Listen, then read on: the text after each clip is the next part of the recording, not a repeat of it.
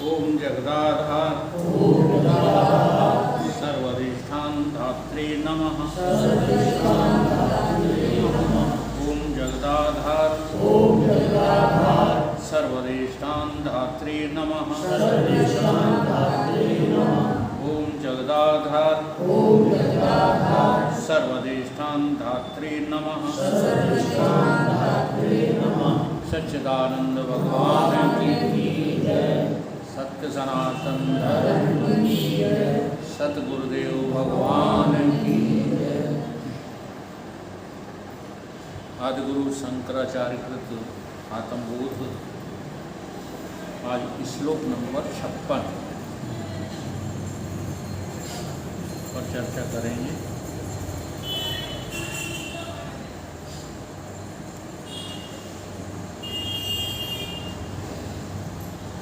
त्रियग ऊर्ध्वं मदः पूर्णं सच्चिदानंदम अद्वयम् अनंतम नित्यम एकम यत् तद ब्रह्म इति अवधारयेत्।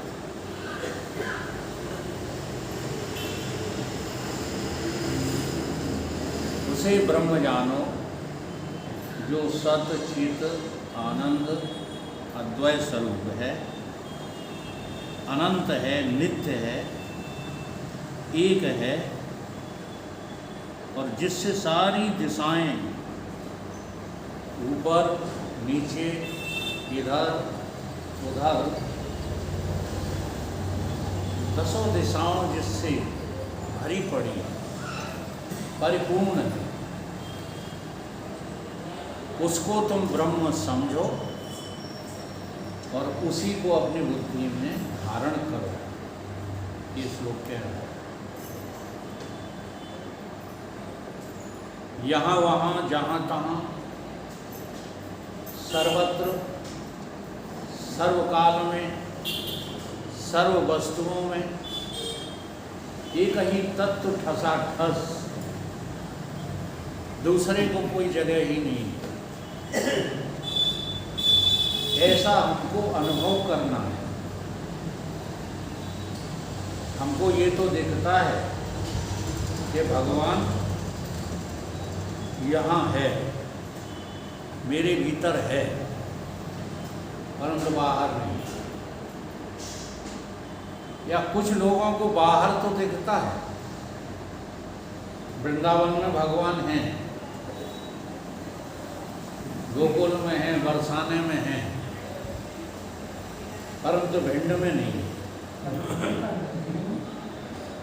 नहीं, मैं बता रहा हूँ, अनुभव की बात बता। नहीं, भाग क्यों रहेगा? अगर लगनी लगे तो क्यों भागते हो? बजरंगबली यहाँ नहीं है, दंदरौआ में है। बोलो।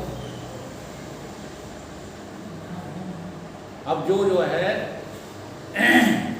बड़े परिश्रम से, बड़ी मेहनत से, बड़ी जो है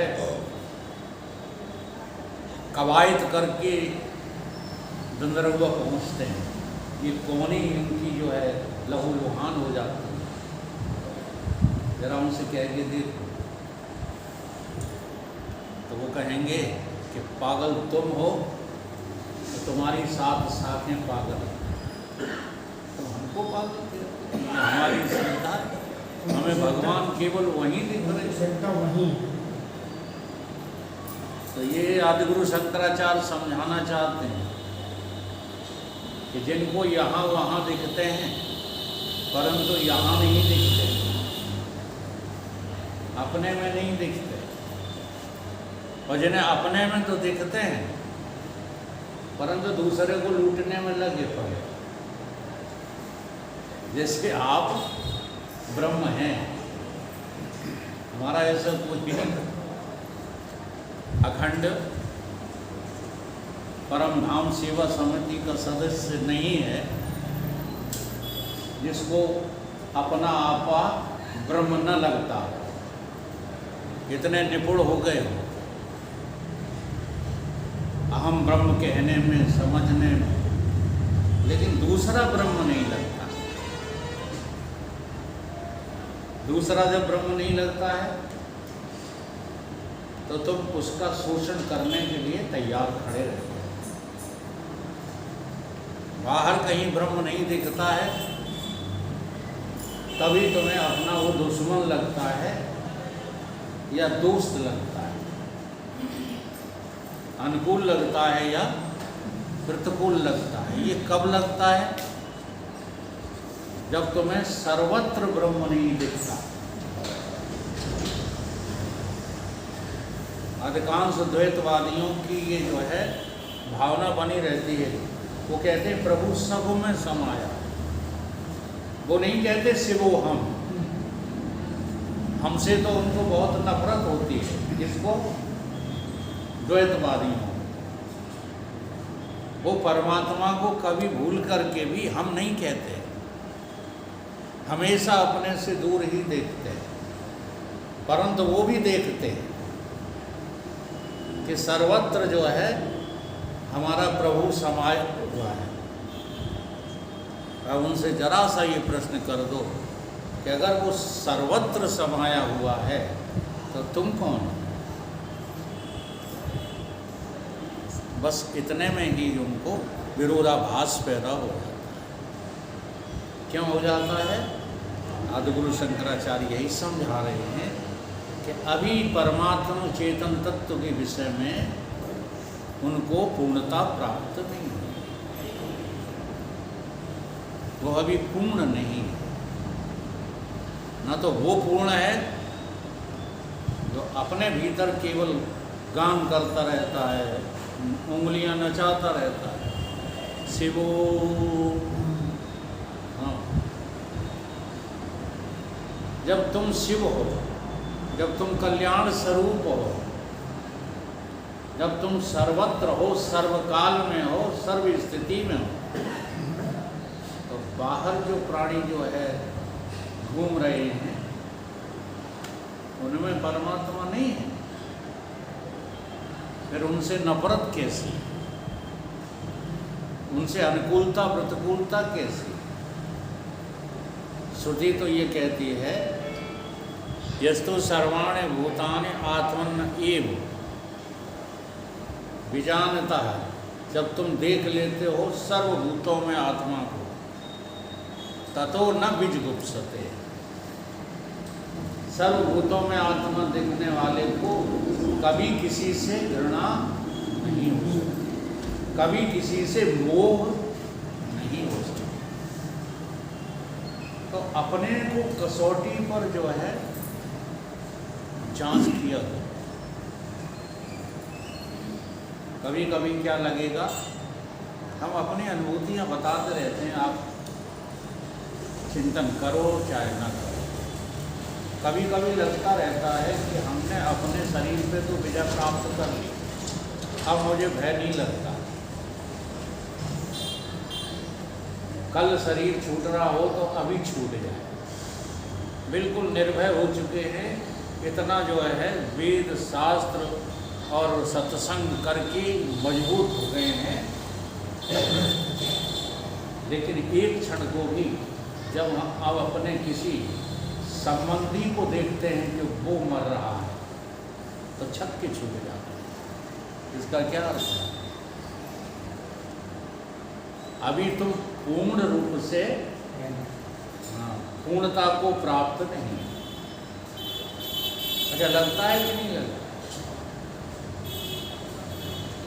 जैसे बहुत बीमार रहता है आदमी, सोचने लगता है अब क्या सड़े सड़ाए शरीर को करेंगे, मर जाए। बहुत से लोग तो कहते भी हैं कि हे प्रभु अब तो जो है प्राण उत्कर्ष हो जाए, उसी में आराम है ना।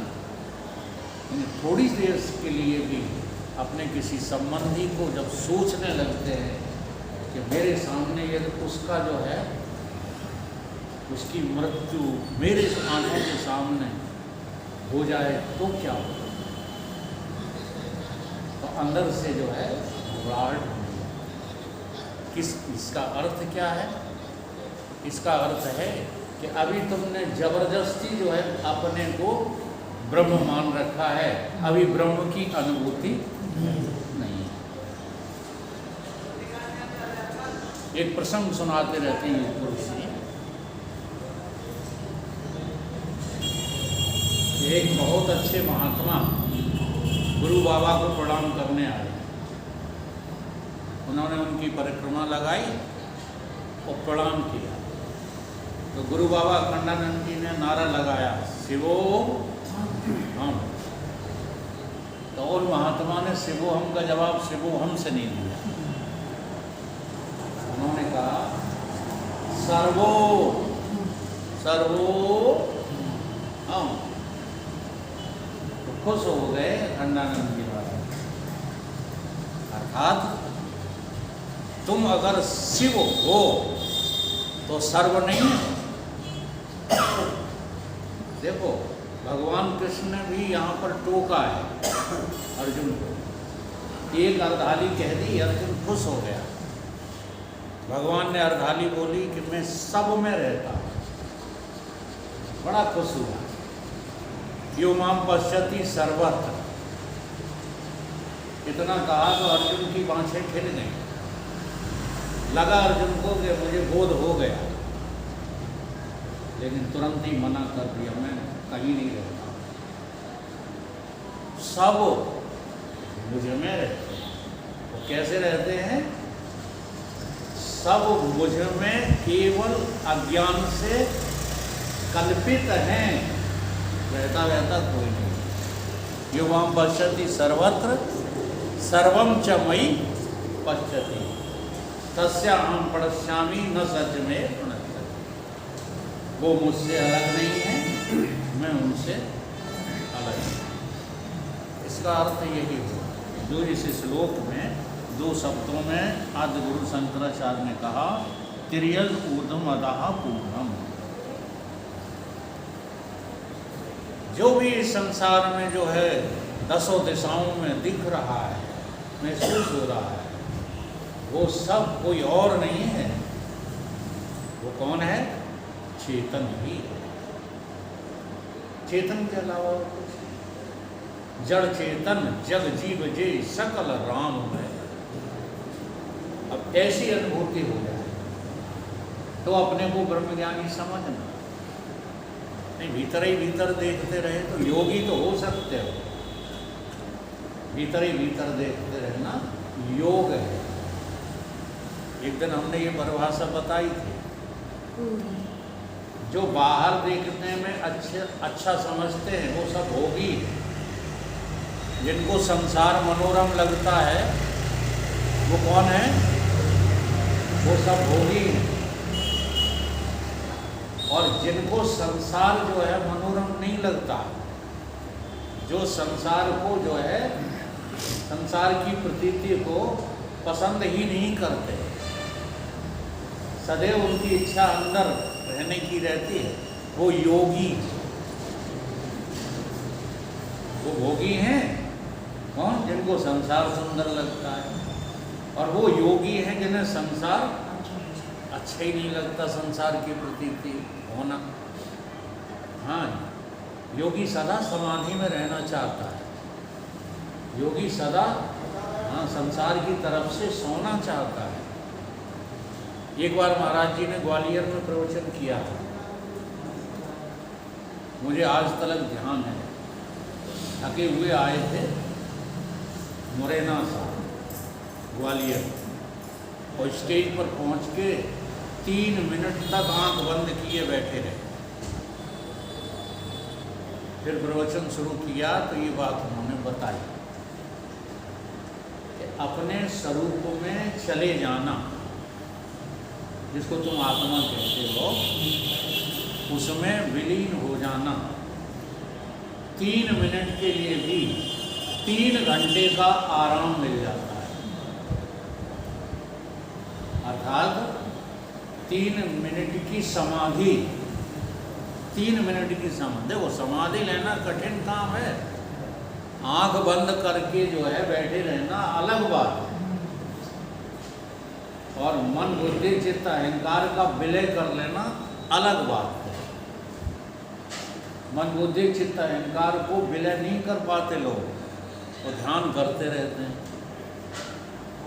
अब उसी ध्यान में बह जाते हैं। अब देखो ना, उस दिन वो जो योगी था, आप तो थे बाबू सिंह जी,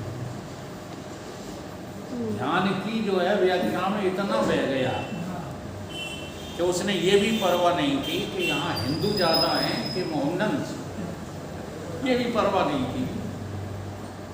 ठीक है, वो कहने लगा कि वैक्सीन ने तो देश को मरवाने की कोशिश की थी। अब ये उसके शब्द वहाँ पिटने के लक्षण थे, वो तो किसी को जो है आवेश नहीं आया। नहीं, मोटी बुद्धि वाला भी इस बात को जानता है कि नहीं जानता कि अगर वैक्सीन न होती तो आज कितने देश तबाह हो गए होते। केवल भारतवर्ष को ही नहीं बचाया वैक्सीन ने, तो सच कहूँ तो मोदी ने। अब वो व्यक्ति मोदी के खिलाफ था, हाँ, ये हमें पता है, मोदी के खिलाफ था, इसलिए वो ये बात बोल गया। तो मैं यहाँ क्या बताना चाह रहा हूँ कि योगी अपने भीतर घुसता तो है लेकिन योग नहीं जानता, भोग में ही बना रहता है।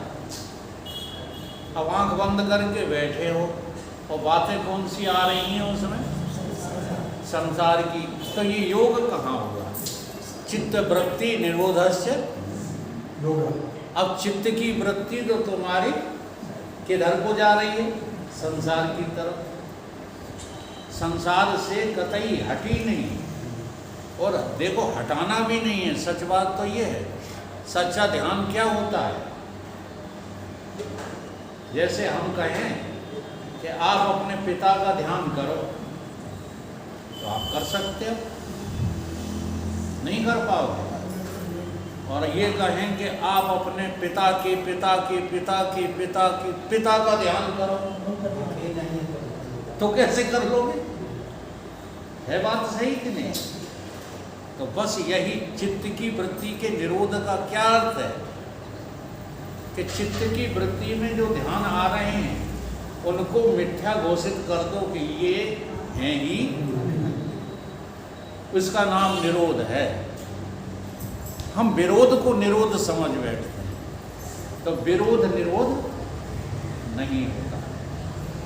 इस प्रकार से जो है योगी भीतर खुश रहना चाहता है, भोगी बाहर खुश रहना चाहता है। और जो ज्ञानी होता है, वेदांती जो होता है, वो क्या करता है? न द्वेष्ट संप्रवृत्तानि न निवृत्तानि कांक्षति। न तो जो है प्रवृत्ति का उसे कोई नफरत है, द्वेष है, कुछ नहीं है। और निवृत्ति में भी उसे राग नहीं है कि ले अब हम निवृत्त होकर के तब सत्संग करेंगे। तो तुम जीवन में कभी सत्संग नहीं कर पाओगे।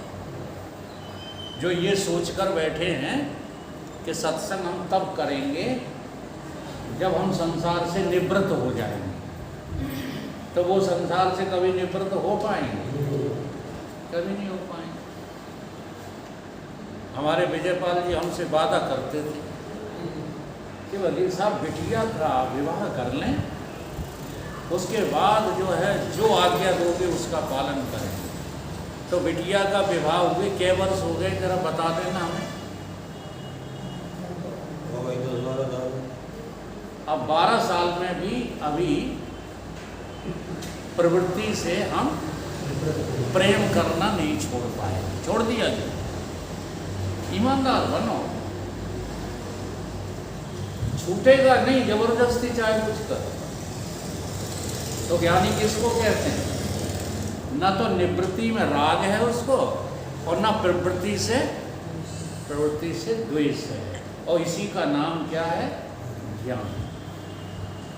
ज्ञान में किसी को रोकना नहीं पड़ता, ज्ञान में तो जानना पड़ता है कि अभी तक जहाँ हम फंसे रहे वो चीज़ थी ही नहीं, जिससे हम डरते रहे वो सांप था ही नहीं। अब जान गए तो डरोगे? बताओ। अगर तुम जान गए कि जो रस्सी में हमको सांप दिख रहा था वो सांप 3 कालों में था ही नहीं, अब भयभीत होगे क्या? तो जानने से क्या होता है? जानने से मुक्ति मिल जाती है। इतनी बड़ी महिमा है ज्ञान की। तो यहाँ आदिगुरु शंकराचार्य कह रहे हैं कि आप जो है आत्मा चेतन को सर्वत्र जानो, कोई भी जगह खाली नहीं है। किससे? चेतन से। तो कैसे जानोगे कि सत, चित, आनंद और अद्वैत। सत नहीं जानोगे तो तुम्हें असत ही भास होता रहेगा। इसलिए सत्य को जानने के लिए कहा है, सत्य को पहचानो, सत्य को जानो। तो सत्य को कैसे जानोगे? क्या चीज है सत्य? जो चीज मेरे जानने में कभी नाश नहीं होती। अब देखो, साधना करो, तुम्हारे जानते जानते स्थूल शरीर नाश हो जाता है कि नहीं? नाश होने का अर्थ क्या है? नाश होने का अर्थ है अपने ही स्वरूप में समा जाना।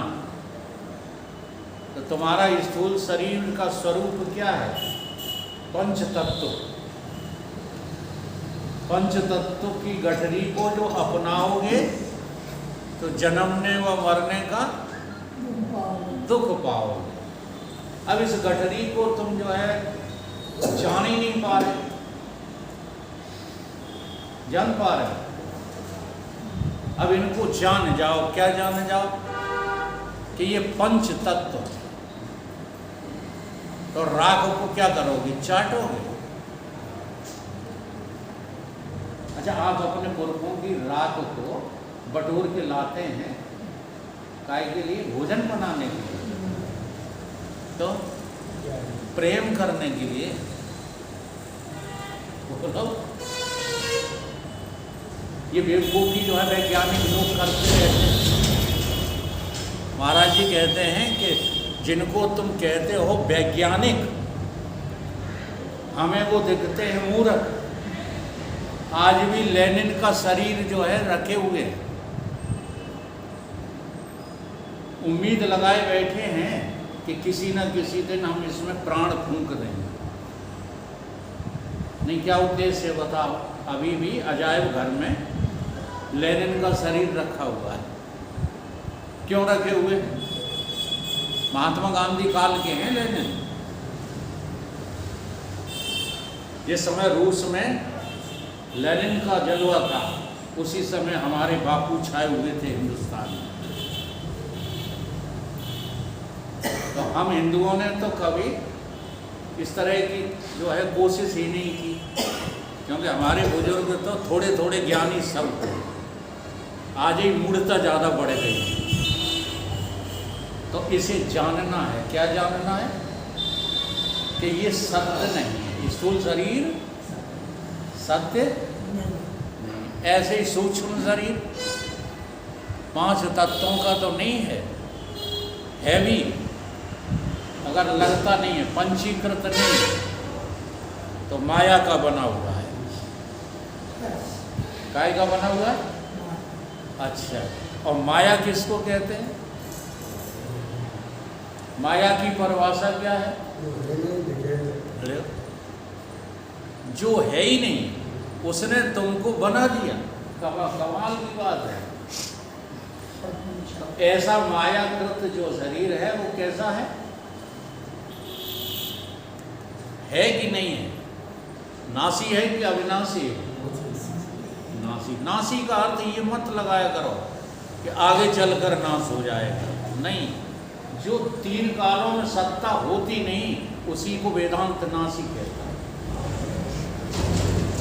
अब रहा तीसरे शरीर का सवाल, तो वो तीसरा भी तुमको सत्य लगता होगा। अगर एक बार तुम उस तीसरे शरीर को देख भर लो, तो वो भी है नहीं। 3 कालों में आत्मा में अज्ञान नाम की चीज है ही नहीं। अच्छा, तुम्हें रस्सी का अज्ञान है,